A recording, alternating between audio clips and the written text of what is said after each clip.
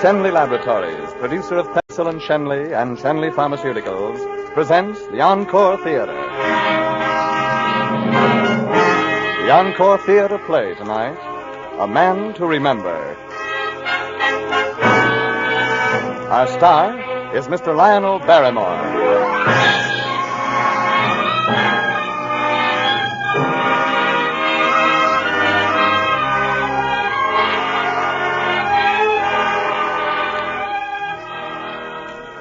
Tonight, Shenley Laboratories presents another in a new series of great dramatic programs. Some of our stories are fact, the struggles and accomplishments of great men of medicine. Others are fiction, stories of devotion to an ideal, individual heroism, or great courage. By these programs, Shenley Laboratories would remind you that medical science and progress are not cold, impersonal research or pages of statistics, but a warm, human story told in living terms. Whether it's the life of one of medicine's immortals or the everyday record of service rendered by your family physician.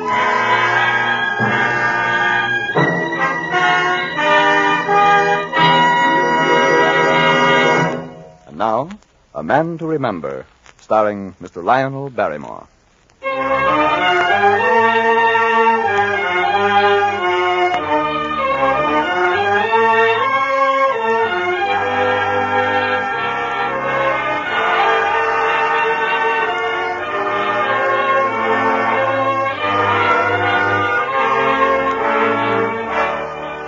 The doctor was dead. The funeral was over. It had been an impressive afternoon. The town band had walked before the funeral coach, and the people of the town had thronged the sidewalks to pay their last respects. The doctor was dead. The earth was in place, and the stone, and the words that honored him. And before the afternoon sun had set, the vultures had gathered in his lawyer's office.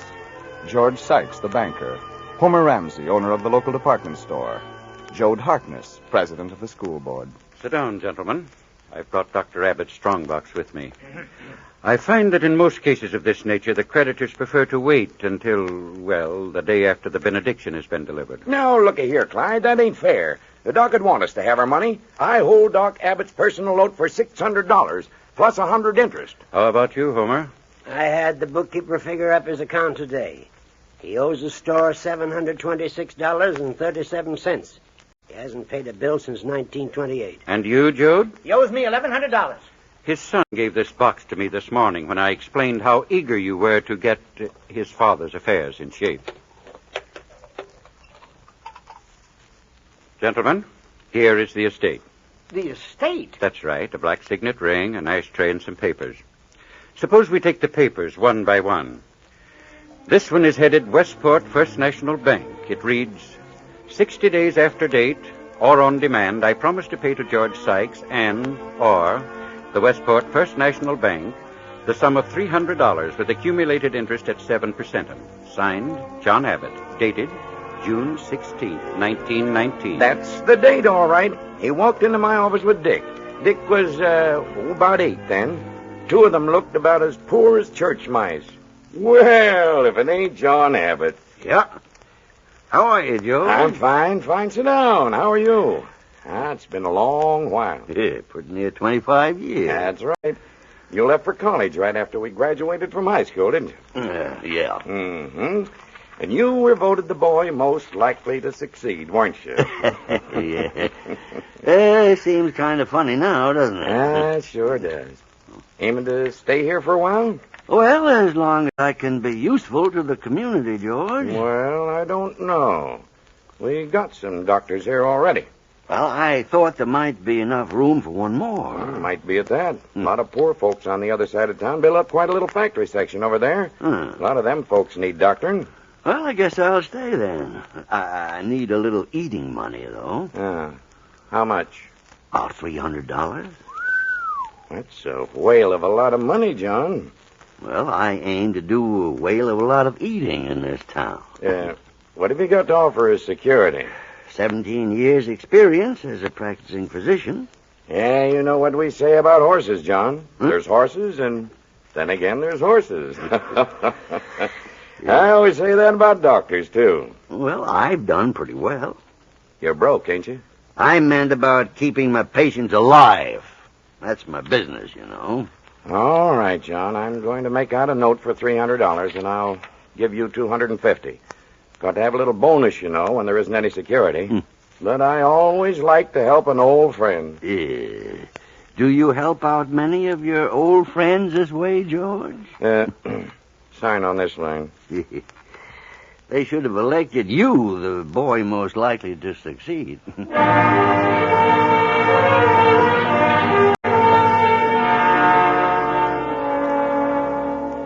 It sure was a long time ago. Here's the second paper. It's a bill, one of Dr. Abbott's statements. It's made out to Howard Johnson. It reads, June 17th, 1919, delivery of child, $25. Beneath it is the notation, Johnson has no money. Well, Doc? You have a fine baby girl, Johnson. Girl. And a healthy one, too. Girls ain't no good on a farm. I wanted a boy. I wanted somebody who could help me work this land when I get old. Girls are for people who can afford them. How's my wife? Johnson, I did everything I could. I'm afraid she wasn't in very good condition to begin with, and, well, I did everything I could. I know how you feel. I lost my wife that way. She never had nothing while she lived. Bad crops, bad times. I was going to have a good crop this season. I was going to buy her something. Yeah. Now keep the baby warm, and... You get out of here. Get out of here. Don't ever come back. But, man, you want to know how to take care of the baby. I told you to get. Get, I said, get.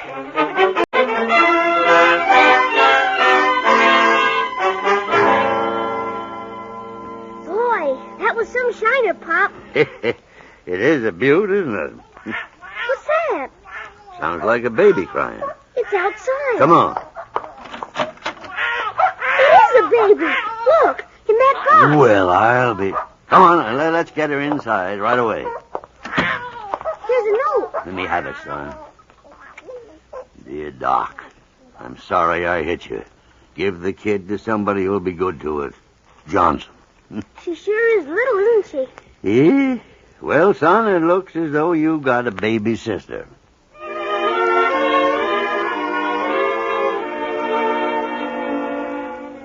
I'd forgotten Jean wasn't his own child. What's the next paper? This is a bill to Dr. Abbott. It's from you, Homer. See? Homer Ramsey, General Merchandise.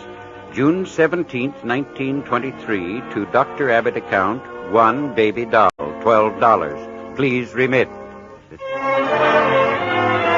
Happy birthday to you. Happy birthday, dear Jeannie.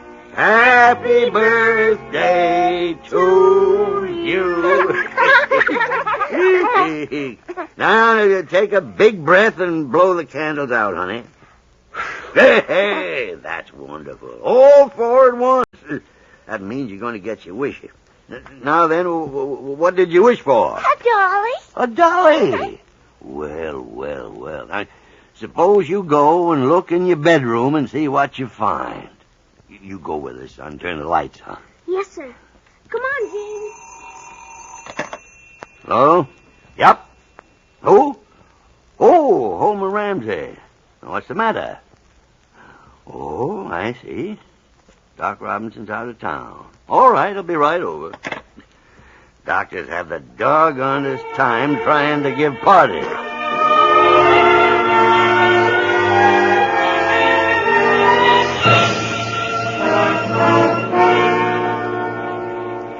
How is she, Doc? Well, Homer, your wife has acute appendicitis. I'm going to have to operate right away. How much are you going to charge me for this operation? I understand. Are you by any chance interested in how your wife is doing? Well, I certainly am, Doc. But I don't want any of this funny stuff about the price of the operation. I want a fair price. But I don't want to be stuck, you understand? I understand. Are you interested by any chance in how your wife's doing? How is she? Well, she's very low.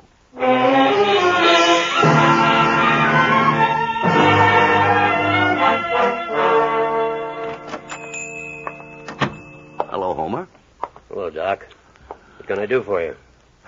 I have the bill here with me for your wife's operation. $100. That's right, John? That's right, Homer. How much of your time did the operation take? About 4 hours, I calculate. Pretty good money for 4 hours' work. Look here, John. Let's get down to the facts. I don't mind paying a just fee, but $100 for 4 hours? That's pretty steep. You really mean that, don't you, Homer? You bet I do. Mm-hmm. What do you pay your janitor around here? Oh, 40 cents an hour? Yeah, you see, I made a mistake in figuring the bill, Homer. Well, that's more like it. Yep. The only place we differ is the value each of us puts on your wife. I was a mite too high, so I'll settle right now for 40 cents an hour. $1.60 cash. Now, John, I didn't mean that. Perfectly willing to pay a fair price. Give me $1.60. But I feel ashamed to settle for that, John. Really, now you know... Give me the money. Yeah, sure. I'll just fix the bill. To Homer Ramsey, account appendicitis operation, Mrs. Ramsey, $100.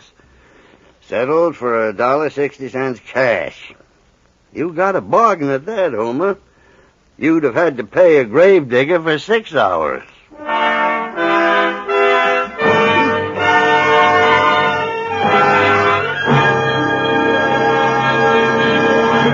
Ladies and gentlemen, we interrupt our play, A Man to Remember, to bring you an important message from Shenley Laboratories.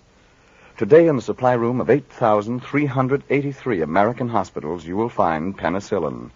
Yet only 3 years ago, the wonder drug was almost a medical rarity.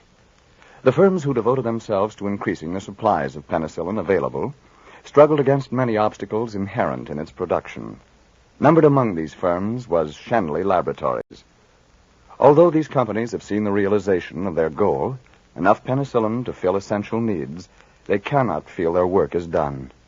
Up to the present, research workers at Shenley Laboratories have developed such products as penicillin tablets and troches for administration by mouth, and penicillin ointment and ophthalmic ointment.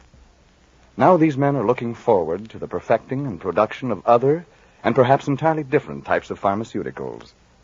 It is ever the aim of Shenley Laboratories to know more of what benefits to mankind may be derived from medical research. It is our aim, too, to translate the knowledge we gain into production of more and greater aids to healing for all members of the medical profession. And now, back to the second act of tonight's play, A Man to Remember, starring Mr. Lionel Barrymore.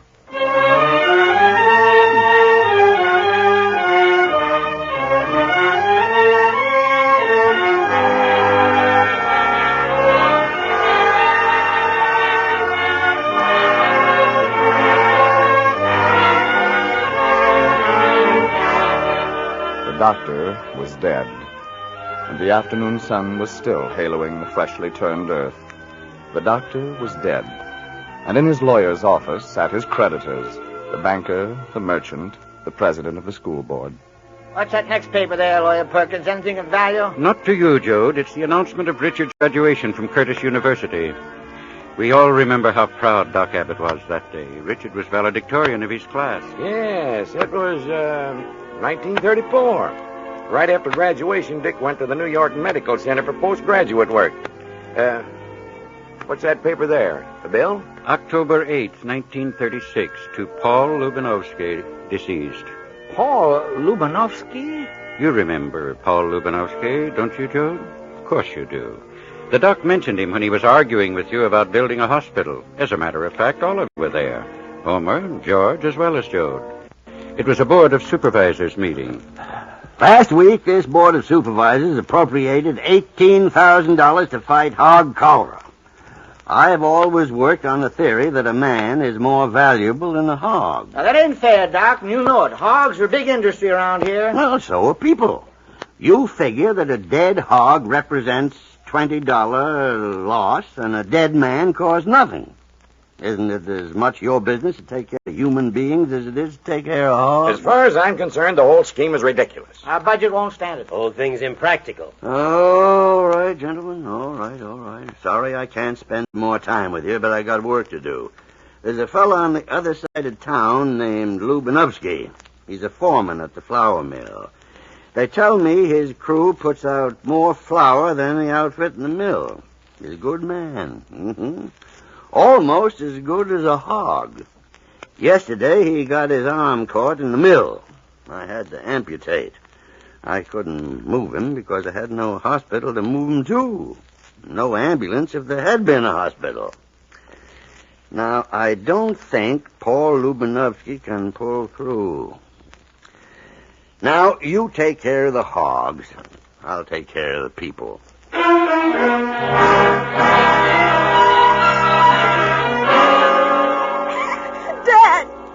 Dad, where are you? Dr. Abbott! What's happened? What's the matter? It's my arm. It was my fault, sir. I was showing her my gun. It was an accident. Come in the other room quickly. Come on, Howard. I'll need you too.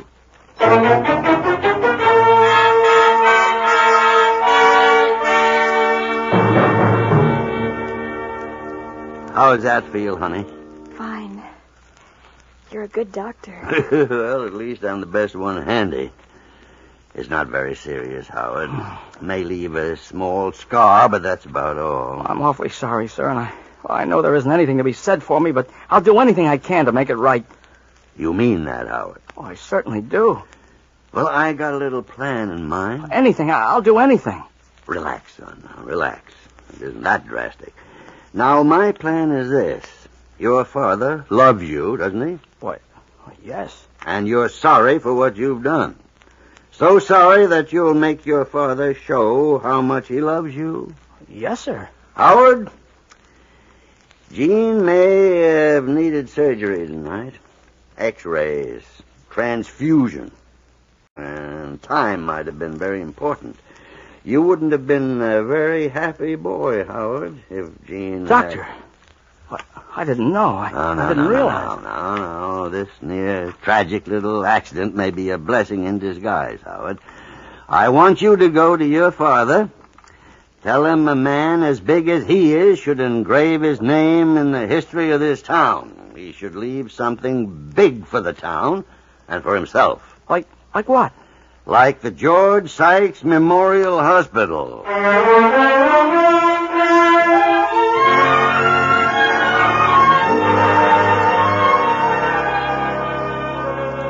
That was a fine gesture you made, George, building that hospital. Well, I probably would have done it anyhow. I must admit it's come in handy. It was rather small of you, though, I think, restricting Dr. Abbott to the charity ward. Well, the charity cases were always his pets anyway.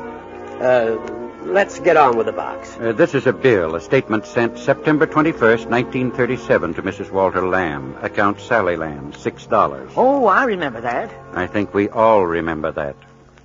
Now, keep Sally in the house, Mrs. Lamb, and don't under any circumstances let any children come in. I'll write out exactly what I want you to do. Of course, you'll be quarantined, but I'll be back this afternoon. Do you think it's anything serious, Doctor? Yes, I think it's typhoid fever.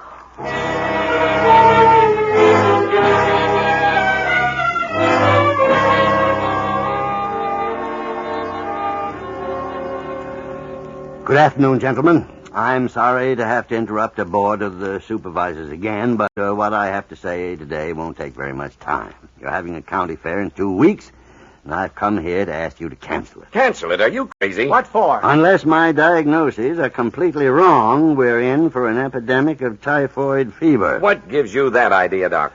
I have 4 patients who have all the symptoms. Well, quarantine them. 4 people out of a town of 4,000 don't strike me as being an epidemic. 4 cases of typhoid, gentlemen, are quite enough to start preventive measures so there won't be an epidemic. The merchants of this town have put up $12,000 for the county fair. You suggesting that we throw that money up the flue just because 4 of your patients might have typhoid? All right. You leave me no other course than to go to the newspaper.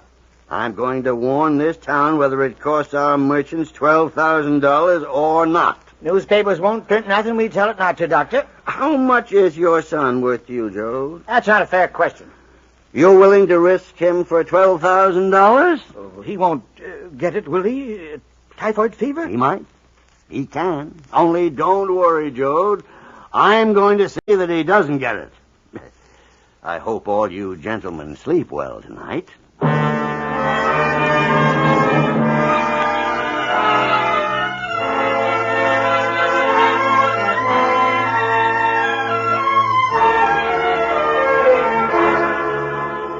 The boys are all waiting on the front porch, Dad. I have 10 of them. Good.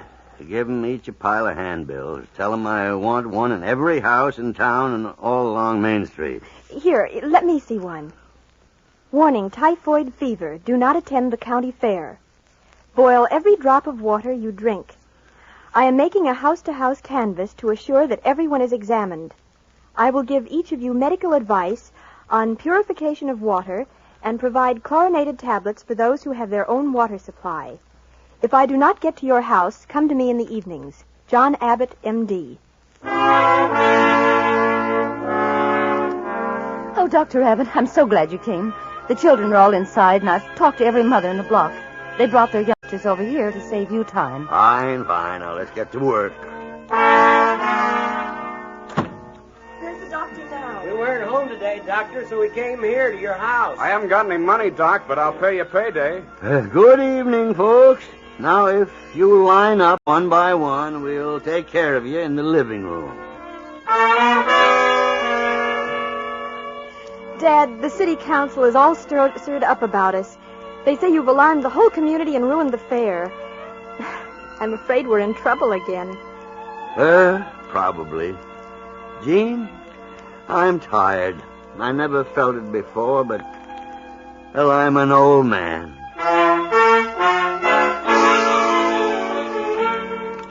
You've heard the charges, Dr. Abbott. There's nothing personal in them. The county fair and the reputation of us all has been put in jeopardy by what we must consider an unwarranted action on your part. Have you any defense to offer? No defense. Then I have no course but to put this matter into the record. Do. Meanwhile, I think I'd better go home. I'm sorry to be late, gentlemen. I've been very busy. We have 6 cases of typhoid fever in Wellington. I shall assume we shall disregard all action taken in this meeting. Do I hear a motion that a committee be appointed to appear before the Board of Supervisors and insist upon cancellation of the county fair? I make such a motion. All in favor? Aye. Aye.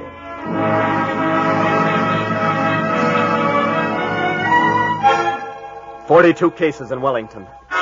23 cases in Palmdale. 68 cases in Wellington. 39 cases in Palmdale. 4 cases in Westport. But no new cases reported there since the beginning of the epidemic. Well, that's the report, gentlemen.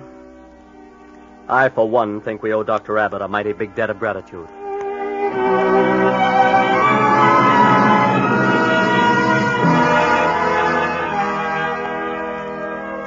Daddy, there are some people to see you. People? Well, send them in. I think maybe you'd better come out on the front porch. The minister's there, and, well, there's quite a mob of them. Huh? Oh, well, all right. Good evening, Doctor. Good evening, Reverend. Oh, good evening, all. Doctor, you've been among us for a long time, and you've worked hard. You never made much money, I guess, because the people you worked for didn't have much. But you didn't care. You just kept right on working. Maybe a lot of us have been ungrateful. Maybe you think we've forgotten. We haven't. I have here a letter. It's a letter of thanks for all you've done.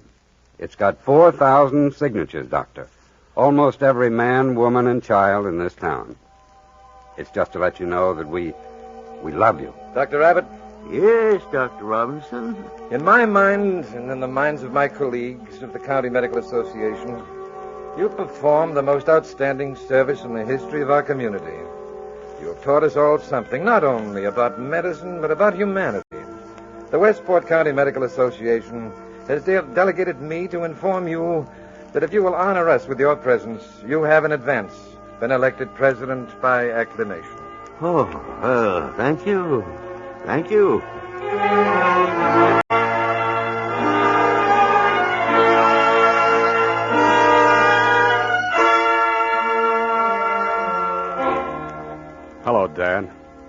mighty proud of you. Dick, well, when did you get back, son? Got in on the afternoon train. I wanted to surprise you.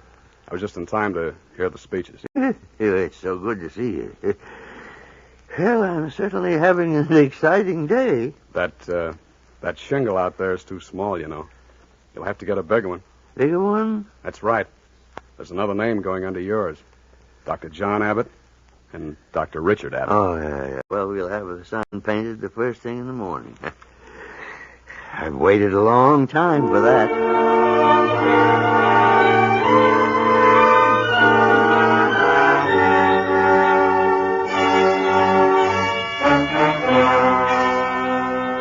Kind of a shame he had to die just when he was getting little recognition. His heart was worn out, and so was he. He gave until he didn't have an ounce of strength left to give. What's in the envelope on the bottom? The money for his debts. According to his calculations, he owed the three of you $2,426.37.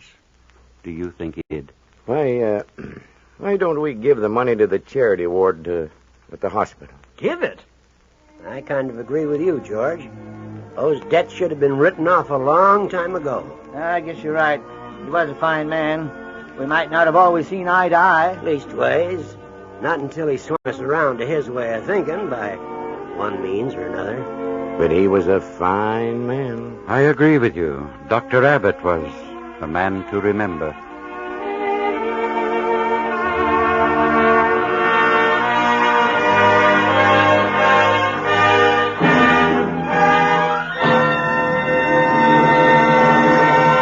In a moment, we'll bring back our star, Lionel Barrymore. But first, a word about doctors from our sponsor. Shenley Laboratories, maker of penicillin Shenley, would like to remind you that the American standard of health is higher than that of any country in the world. We feel sure you'll agree that the man who has done most to make the situation true is the American doctor. Shenley Laboratories pledges to do all within its power to aid America's physicians in their work of maintaining America's high standards of health. And now, the star of tonight's play, Mr. Lionel Barrymore.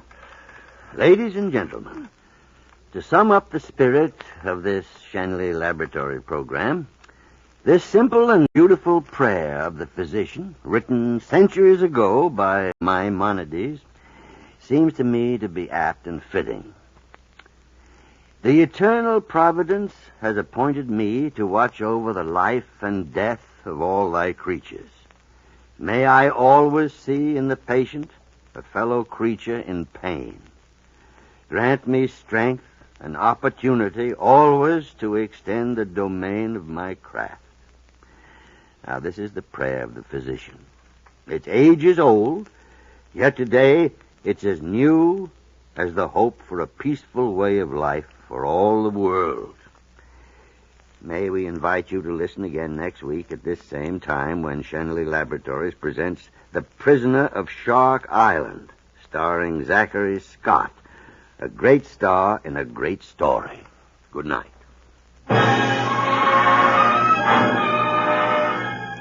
A Man to Remember was produced and directed by Bill Lawrence and was presented through the courtesy of RKO Radio Pictures, producers of Till the End of Time, starring Dorothy McGuire and Guy Madison. It was a Gene Holloway adaptation. This is Frank Graham speaking for Shenley Laboratories. This is CBS, the Columbia Broadcasting System.